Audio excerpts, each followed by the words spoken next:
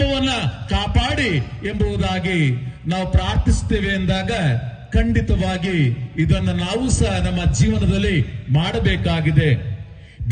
ಬೆಳಗ್ಗೆ ಎದ್ದ ತಕ್ಷಣ ನಾವು ಶಿಲುಬೆ ಗುರುತನಾಗ್ತೇವೆ, ಮಲಗುವ ಮುಂಚೆ ಶಿಲುಬೆ ಗುರುತನಾಗ್ತೇವೆ. ಪಿತಾ, ಸುತ ಮತ್ತು ಪವಿತ್ರಾತ್ಮರು ನಮ್ಮ ಜೊತೆ ಇರುತ್ತಾರೆ, ನಮ್ಮನ್ನು ಬಲಪಡಿಸುತ್ತಾರೆ ಎಂಬ ವಿಶ್ವಾಸದಿಂದ ಖಂಡಿತವಾಗಿ ಈ ಮೂರು ವ್ಯಕ್ತಿಗಳು ಒಬ್ಬರೇ ದೇವರು, ಒಂದೇ ಸತ್ವ.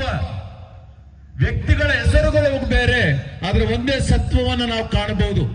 ಒಂದು ಮಂಜುಗೆಡ್ಡೆ ಕರೆದಿದ್ದಾಗ ಅದು ನೀರು, ನೀರಿನ ಮೇಲೆ ಬಿಸಿಲು ಬಿದ್ದಾಗ ಹಾವಿ. ಆದರೆ ಮೂರು ಪದಗಳು, ಆದರೆ ಸತ್ವ ಒಂದೇ. ಸೂರ್ಯನಿಂದ ಉಗಮವಾಗ್ತದೆ ಕಿರಣಗಳು, ಕಿರಣಗಳಿಂದ ಉಗಮವಾಗ್ತದೆ ಶಾಖ. ಆದರೆ ಮೂರು ಹೆಸರುಗಳು, ಆದರೆ ಸತ್ವ ಒಂದೇ. ಹಾಗೆಯೇ ಈ ಪರಮ ತ್ರಿತ್ವ